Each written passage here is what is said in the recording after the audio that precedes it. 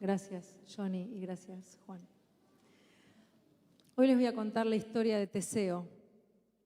Teseo fue uno de los primeros reyes de Atenas, famoso por matar a villanos, amazonas y centauros.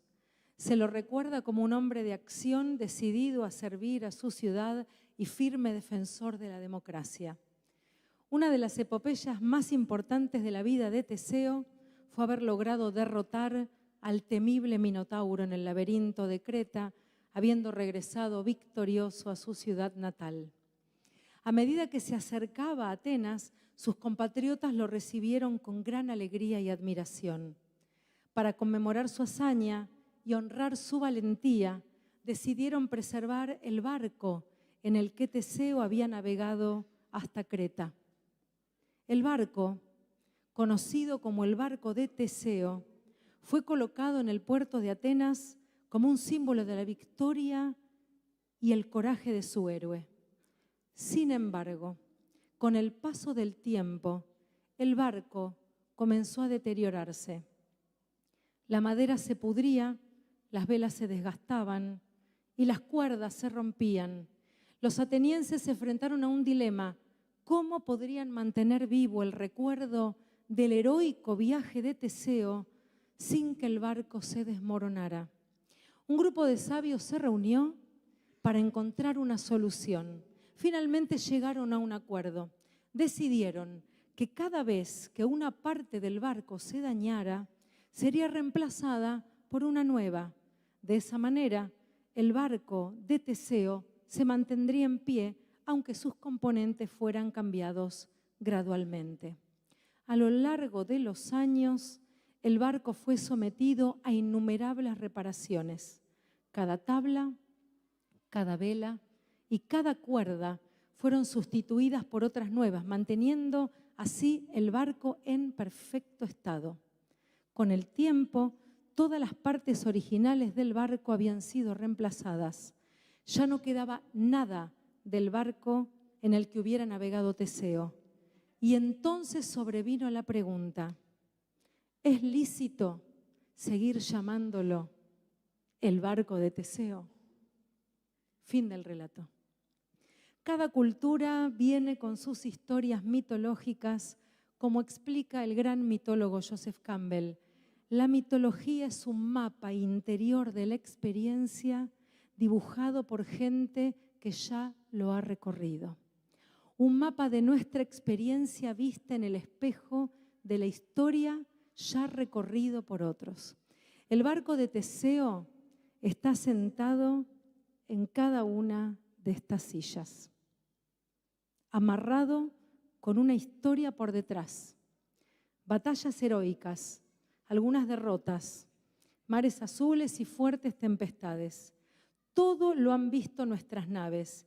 Y allí donde estamos, con un año más que pasó por nosotros, nos volvemos a preguntar en Rosh Hashanah, como lo hicieron los atenienses, ¿quiénes somos en realidad?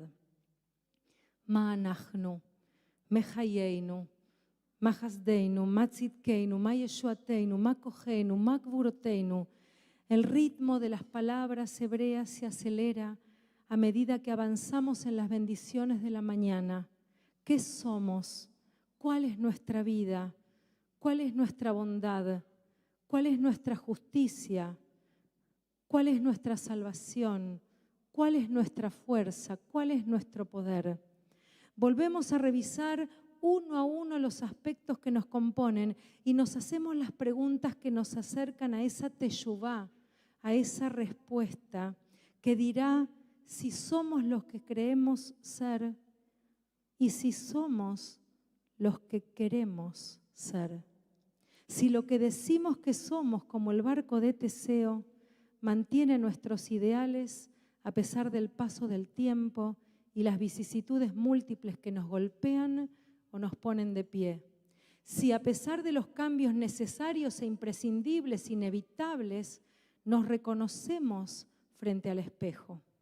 Y la historia del barco siguió rodando en las generaciones siguientes hasta llegar al filósofo Thomas Hobbes, que se preguntaba: ¿qué pasaría si alguien hubiera recogido todas las piezas descartadas del barco de Teseo original y hubiera construido una nueva embarcación?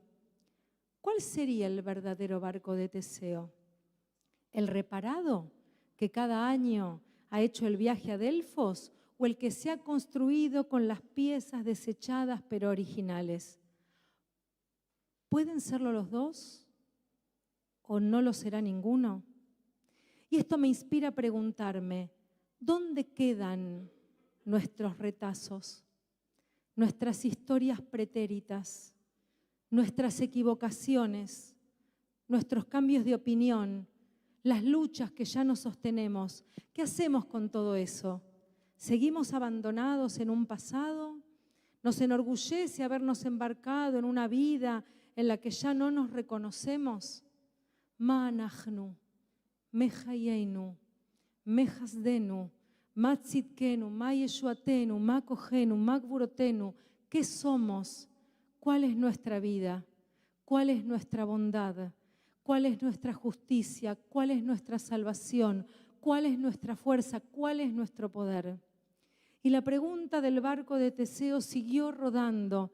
Y Vicente Sanfélix, un profesor de filosofía en la Universidad de Valencia, sentencia categóricamente estos análisis y dice: es que nosotros no somos un barco. La identidad de un objeto se la da el conjunto de sus componentes: un mástil, una vela, un timón y una carcasa en conjunto forman una nave. ¿Y nosotros? Ma anachnu, ¿qué somos? Me hayenu, ¿qué hacemos con nuestras vidas? Me hasdenu, ¿cuáles son los motivos que me llevan a elegir la bondad? Ma tzidkenu, ¿cómo nos enfrentamos ante las justicias y las injusticias? Ma yeshuatenu, ¿cómo nos salvamos o cómo nos hundimos? Ma kojenu, ¿cuáles son nuestros mejores recursos? Ma gvurotenu, ¿cuánta valentía tenemos?